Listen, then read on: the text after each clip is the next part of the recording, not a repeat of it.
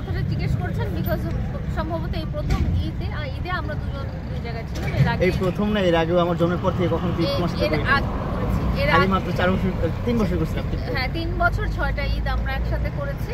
তো আপনারা ওই জন্যই হয়তো জিজ্ঞেস করছেন যে পরবর্তী ঈদগুলো কি আমরা একসাথে দেখবো নাকি আলাদা আলাদা? এটা আল্লাহ তাআলা যেভাবে লিখে রাখে। এখন যদি মরে যাই এর উপর থেকে কারো হাত থাকবে না।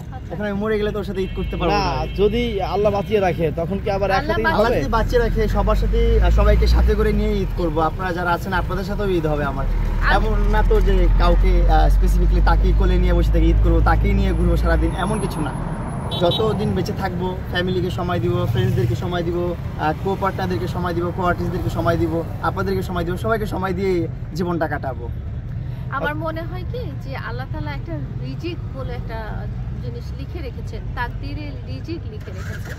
ওই রিজিকটা আমার যেই মুহূর্তে যেখানে থাকবে আমি ওই মুহূর্তে ওখানেই থাকবো। সেটা মানে ধরেন আমার এই জায়গায় কোনোদিনও আসার কথা না, কিন্তু আল্লাহ তাআলা যদি আমার রিজিকটা এখানে এই মুহূর্তে লিখে রাখেন, আমি যে কোনোভাবেই হোক আমি এখানে থাকবো।